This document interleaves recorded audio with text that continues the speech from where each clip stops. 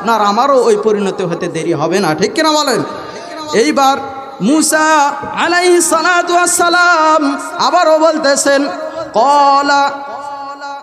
قال رب المشرق والمغرب وما بينهما إن كنتم تعقلون।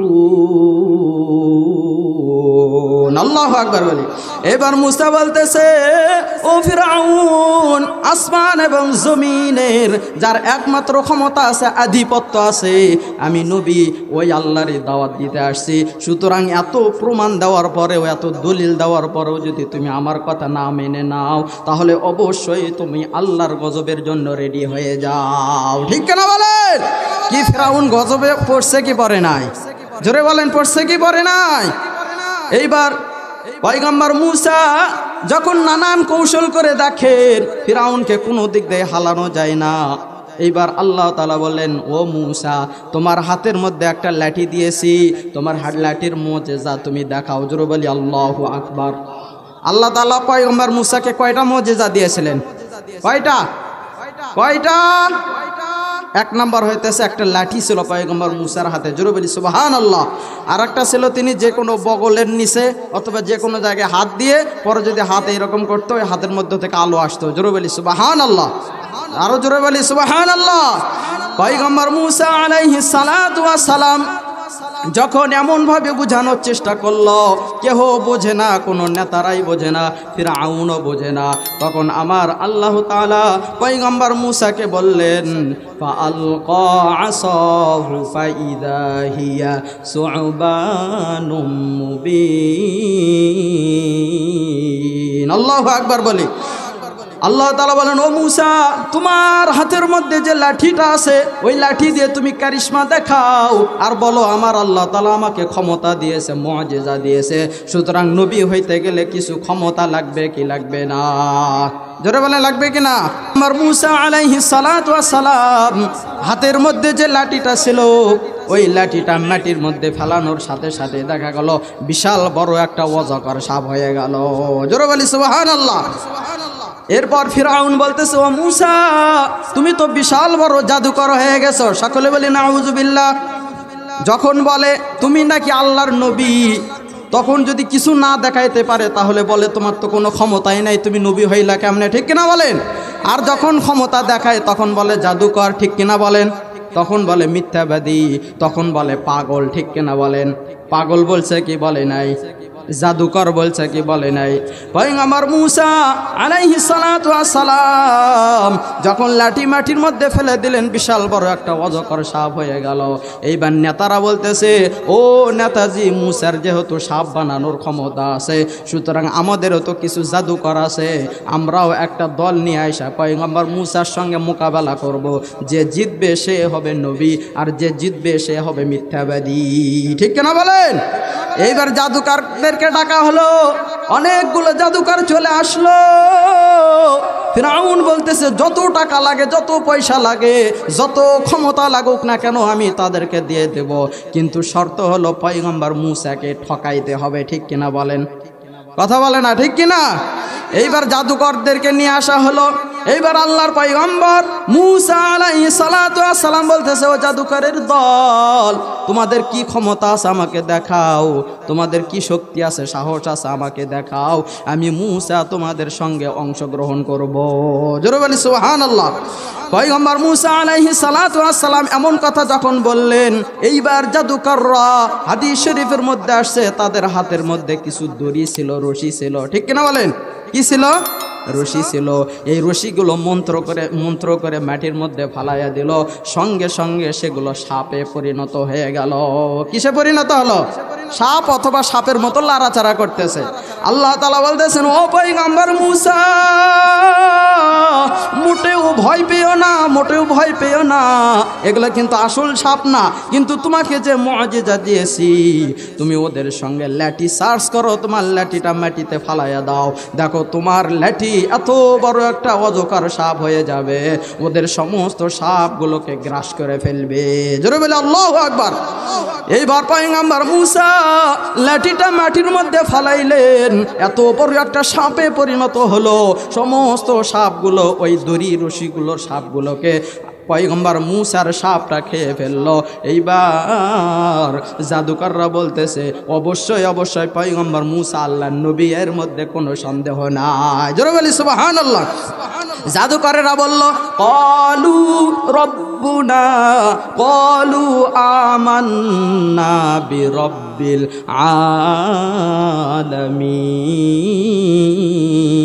আলামিন। আল্লাহু আকবার বলি।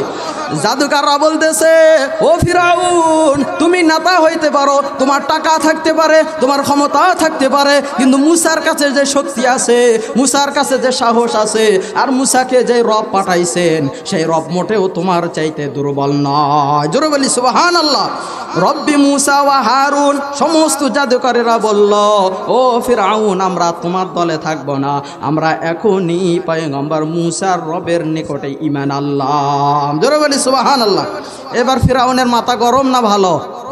কথা বলে না। ফিরাউন আসছে তার দলের জন্য ডেকে, কিন্তু এখানে আসা ফিরাউনের দলগুলো সবগুলো পয়গম্বর মুসার ভেতরে ঢুকে গিয়ে মুসা নবীর দল আরো ভারী হয়ে গেল। জোরে বলি সুবহানাল্লাহ। এইবার মুসা নবী বলতেছেন, জাদুকররা বলতেছেন ও ফিরাউন, তুমি যত কিছুই বলো না কেন। ফিরাউন এবার বলতেছে আমি তোমাদেরকে নিয়ে আসছি, আমি টাকা দিয়ে নিয়ে আসছি, যাতায়াত ভাড়া দিয়েছি, তোমাদেরকে এবার আমি ফাঁসির কাস্টে ঝুলাইব। কিসের কাস্টে ঝুলাইবে? আজকের দুনিয়াতে ফাঁসির কাস্টে ঝুলাই কিনা? কথা বলে না। ফাঁসির কাস্টে ঝুলাই কিনা? হামলা মামলার ভয় দেখাই কিনা? কথা বলে না। হামলা মামলার ভয় আছে না নাই? পয়গম্বর মুসা আলাইহিস সালাতু ওয়াস সালাম বলতেছেন ও ফিরাউন, তোমাকে আগেই বলেছিলাম আমি যে রবের কাছ থেকে ক্ষমতা নিয়ে আসছি, ওই রবের ক্ষমতার কাছে তোমার ক্ষমতার চারানা পয়সার কোনো মূল্য নাই। ঠিক কিনা বলেন? এইবার জাদুকরেরা বলতেছেন রব্বানা আফরিগ আলাইনা সবরান ওয়া তাওয়াফানা মুসলিমিন। এবার জাদুকরেরা বলতেছে ও ফিরাউন, তুমি যতই আমাদেরকে ফাঁসির কাস্টে ঝুলাও না কেন, যতই মেরে ফেলাও না কেন, আমরা সবর ধারণ করব।